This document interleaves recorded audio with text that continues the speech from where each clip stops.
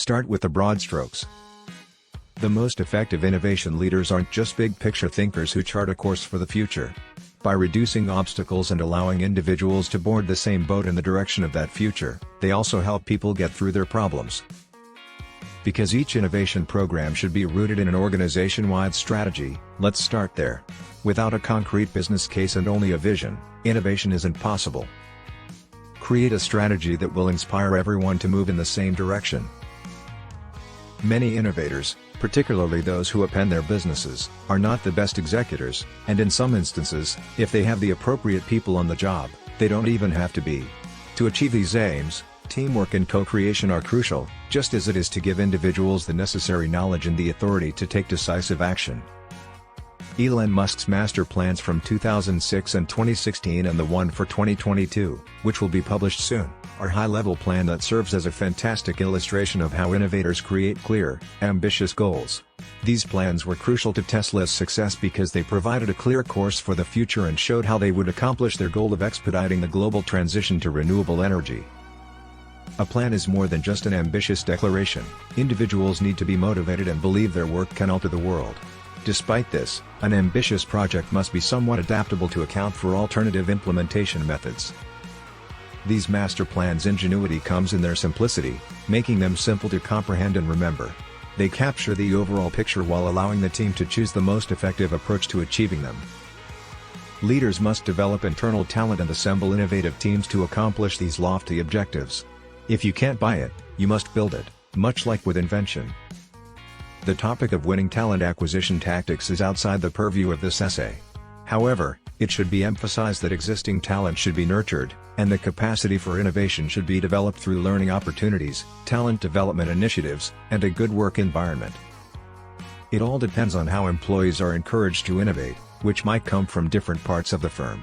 Luca de Meo, a former CMO for Volkswagen, unified the company's branding by identifying and fostering the employees' shared sense of purpose.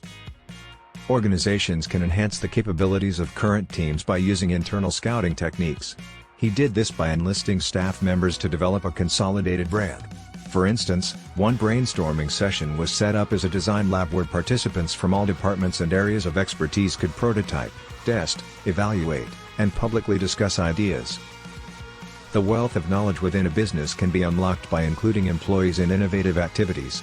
Giving employees the freedom to invent is even more effective since they start to innovate on their own. As Linda Hill has noted, people's talents aren't always utilized to their greatest potential, but when they are, the outcomes are also evident. Volkswagen benefited from de Meo's strategy, climbing the global rankings from 55th to 39th. Taking each step as it comes while keeping your choices open is the final and possibly most crucial component of the puzzle. There is much emphasis on planning, strategy, and the big picture, but these things won't make ambiguity disappear. Therefore, the best course of action is to keep that vision in mind and aid the company in moving in that direction. As long as you maintain a solid speed and continue moving forward, one step at a time, you don't need to know every detail of your journey in advance. Be ready to modify the original strategy because difficulties may rise, and things won't always go as expected when working on creative projects. It is not advisable to place all of your eggs in one basket because of this.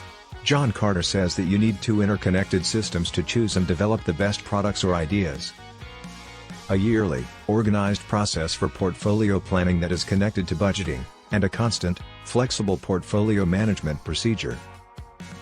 Modular thinking is something else to consider because it speeds up learning. Making your offers modular will enable you to start reaping the rewards early on in the project's life, as Rita McGrath describes in this recent post. Combining these two strategies makes it much easier to develop capabilities that offer economies of scale while maintaining flexibility. Setting the bar high for innovation.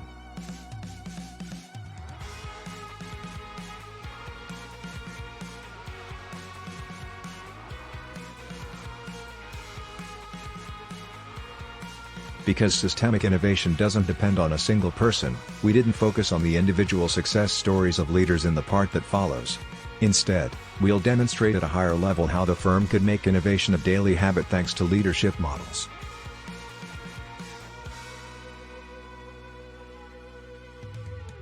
We cannot dispute Netflix's status as the leading innovator in the entertainment sector, although it may be having a hard time. The existing organizational structure at Netflix gives its employees lots of independence and responsibility as it transitions from a DVD sales and rental firm to a global streaming service. The functional team, CEO, legal, content communication, etc., geographic teams, in charge of local and international streaming, and the product teams, who ensure the effectiveness of operations, are Netflix's three primary divisions, and they all adhere to the whole quality management standards. The corporate headquarters oversee the implementation of initiatives across geographical divisions in this unitary arrangement. Ted Sarandos and Reed Hastings jointly serve as the CEOs of the first division, which is the functional one.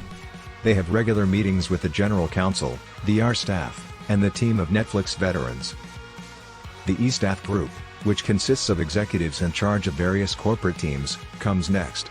Each specializes in a particular area, such as platform engineering, local marketing, or content.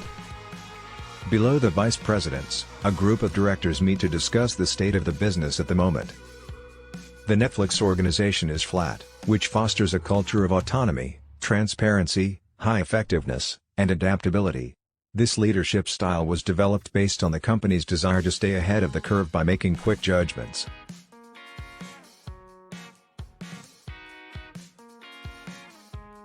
Apple is among the most innovative businesses today, and Steve Jobs is mainly responsible for its success. However, in this instance, we won't concentrate on his questionable leadership abilities. Instead, we'll look at his legacy and how the company's organizational structure has changed over time. Apple is distinct because it is structured around skill rather than conventional business groups. Senior leaders must be open-minded to motivate and persuade subordinates to support the objectives. The most qualified individuals ultimately collaborate to make judgments. At Apple, there are no general managers. Instead, some skilled leaders require three key traits.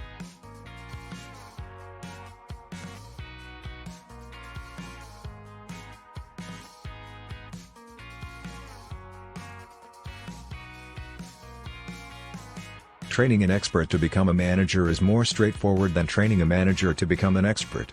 Therefore, experts lead experts at Apple. Under the direction of Graham Townsend, they have approximately 600 experts focusing on camera hardware technologies, a camera expert himself. Intense concentration on the details.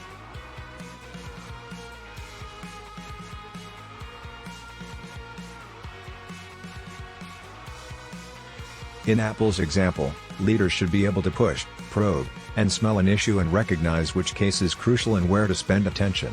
They should also know the specifics of their company's three levels below. For instance, they pay close attention to how their products' corners are shaped. The leaders at Apple insist on continuous curves, a minor change that necessitates their dedication to exact manufacture. Some businesses stand out due to their unrelenting quest for excellence. It would be best if you created a balance between the two, even though going beyond might result in micromanagement and make people feel untrusted. A readiness for collaborative discussion.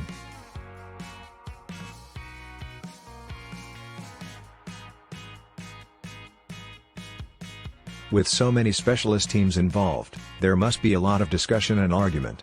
An extremely polite society can stifle innovation because people may hesitate to speak up for fear of upsetting someone. So, in collaborative work, creative abrasion is crucial. Apple assembled 40 teams of experts to work on the dual-lens camera portrait mode, and they argued, resisted, supported or rejected ideas and built upon one another's concepts. Although Apple's organizational structure is unusual in other organizations, it also has drawbacks. Organizational leadership must scale and adapt as an organization grows. For instance, the number of vice presidents reporting to CEOs only doubled even while the number of employees increased eightfold. They could no longer be engrossed in the details while managing all the increased obligations. They decided to concentrate on a small number of critical tasks that add the most significant value while delegating those that call for less attention to those who are qualified to execute them. That being stated, any inventive, expanding firm needs flexible leadership models.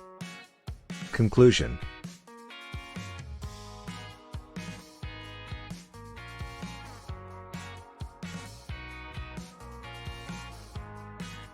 Innovation can flourish in your firm if the proper leadership, procedures, and frameworks are in place. Leaders must set challenging goals that motivate and excite their team. Sometimes it can seem impossible to innovate. Even if striving for excellence and attention to detail is crucial, you must always keep your eyes on the prize and move forward incrementally. Keep an open mind, be curious, and encourage others to do the same at the same time. Leading innovation ultimately entails creating the capabilities, procedures, and atmosphere that supports creativity and inspires others to innovate. To receive updates on new content, subscribe, like and share.